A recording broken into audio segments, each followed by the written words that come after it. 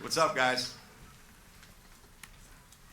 Geno, you had a run at the end of the first quarter, beginning of the second, 21-0, no three balls, no Katie. This would seem like a different kind of an event for you. Yeah.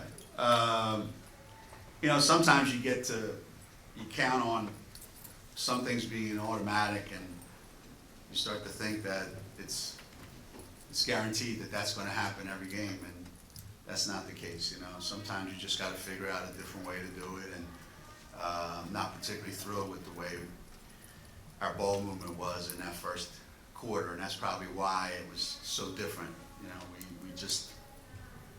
We just didn't get the kind of ball movement or people movement that we normally get or we want to get, and that's a big reason why it looked the way it looked, and where we go, 6 for 20? Yeah, yeah, wasn't pretty at all. That was a lot of standing around that first quarter. Is that what makes Gabby so valuable, that she can just create a few things with her athleticism and hustle?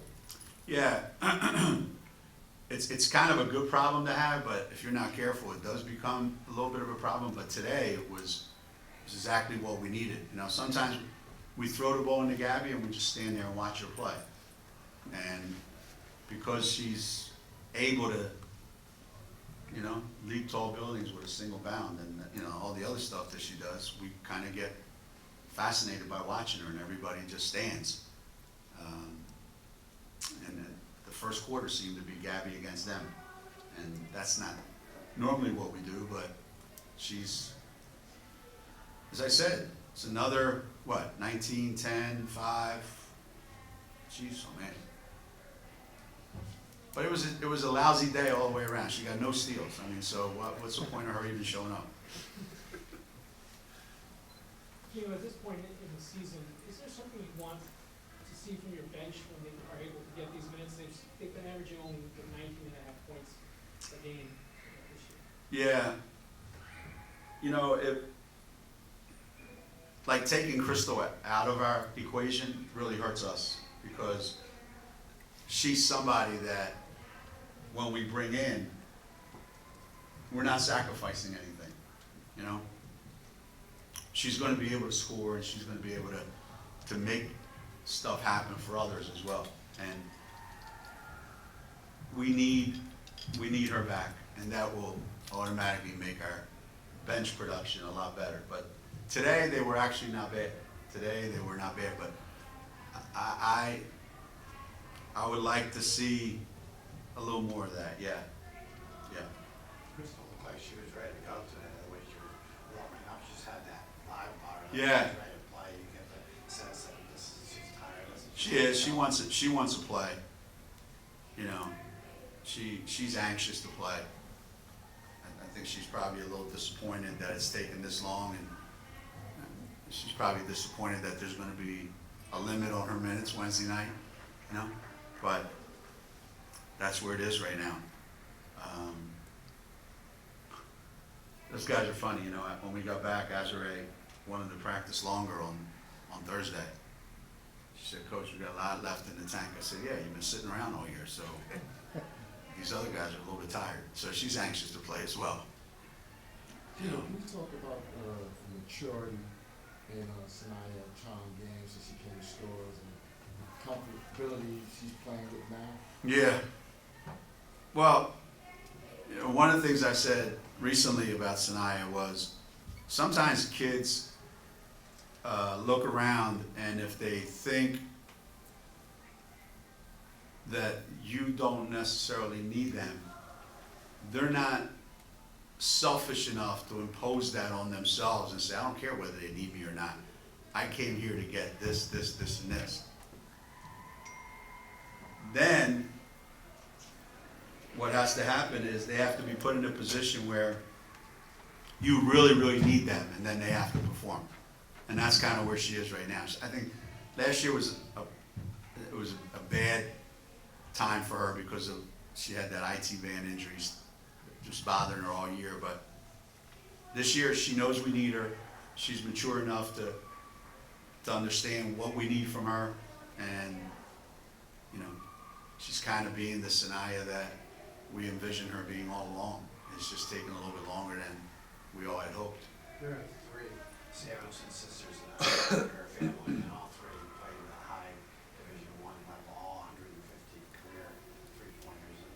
It seems to me that's pretty remarkable. It is, isn't it? What's your thought of having all of them be able to do what they've done in the way Yeah. they've done it? Not exactly the Hanson brothers, right? I mean, but I think one of the things that I found remarkable about them is that they're all three so different. I mean, you would look at them and you say, well, they're all really, really good shooters. But you don't say that very often about a lot of people. But all three of them are so different, you know. And it's so unique to have all three of them, you know, be from the same family and have so many similar characteristics, and yet, if you got to know all three of them, you would know that they're all at a whole different personality level, and even their games are different, but they all do have one thing in common: they can all shoot it, for sure. Geno, is there anything based on practice to indicate that these guys are going to start this way today? No, nah. I mean, maybe it was me. Maybe it was me saying, look, it's a 12 o'clock game. We never have a 12 o'clock game. There's no shoot around this morning. You know, just get up, have a little film, a little walkthrough, and then breakfast, and then come over. And so maybe it was me keep reminding them that, hey, you know, it's not going to be easy for us to be in the, you know, typical game mode. But and sometimes, you know, it's a reminder that it's surprising that in our program it doesn't happen more often.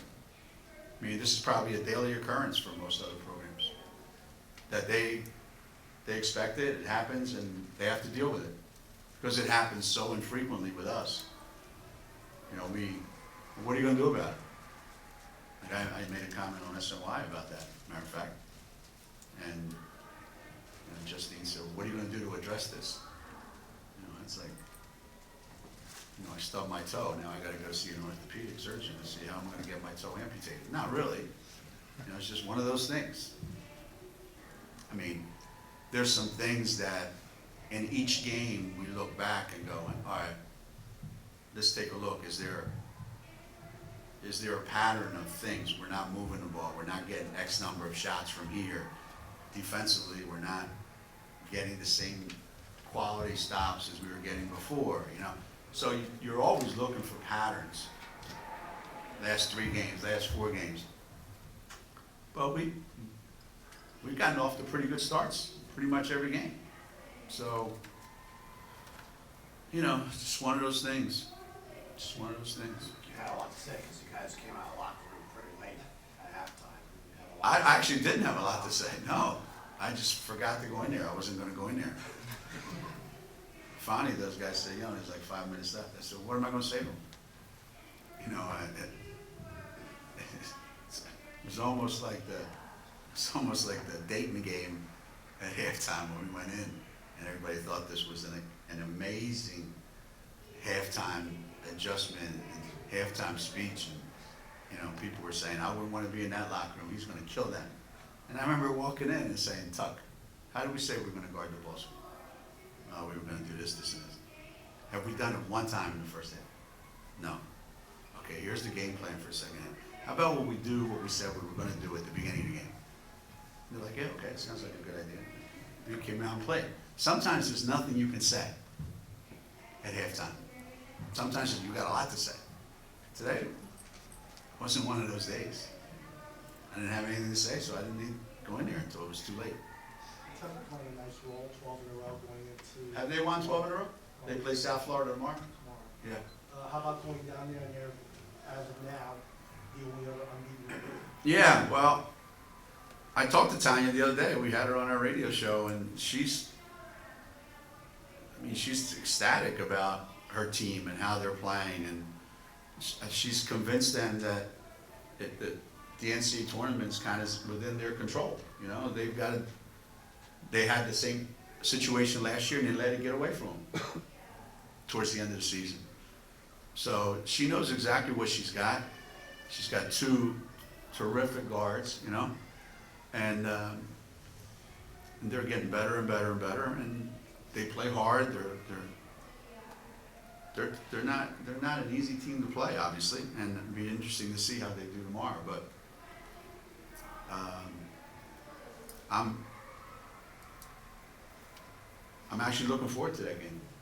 The games in Philadelphia the last couple of years were interesting for Yeah. a while. How about matching up with Bucks and Fitzgerald in that one? You know, as I said earlier, we don't have a lot of options. You know, like we can't say, well, we're going to change how we do things, or we're going to, you know, trap more, play more. You know, we can only do what we can do because we just don't. You know, having Crystal will help us a little bit, but it's more about not necessarily how do we match up and how do we defend them, because you know, those kids are hard to guard. It's more about how can we take advantage of the 2 or 3 people on our team that they can't defend, and then just go from there. Seems like those times we've got one, their core, they've been together, it seems like forever. How Right. valuable is that for Tanya to have a senior and a lot of juniors that have played up there? Yeah, I remember when they came up here when they were really young, when we played them at Gamble, and the game got away from them early, and it was really bad. And but she's taken them, and they've steadily improved, and she's done an amazing job. I thought she should have been Coach of the Year last year in the league because you know, the progress that they've made, those kids have made individually and their team. And I asked her the other day, like, have you seen any signs of all that in recruiting? And she said, yeah, we're on TV a lot because we're in the same league with you guys, and people watch our style of play. So she's got a good thing going down there. Does that mean when you see her and Jamel's having off to one of her best starts in conference maybe ever, does that mean a lot to you when you see your opponent? Yeah, I made a comment to somebody. I said I thought we were like 18-2 in the league, the Huskies. You know, I think we're 18-3 now. I think Cincinnati has 2, maybe 2 losses, and so maybe we're still at 2 losses. 19 I'm 19-2. Is that where we are? It's nice. I'm proud of those guys, and I try to let them know about it as much as I can.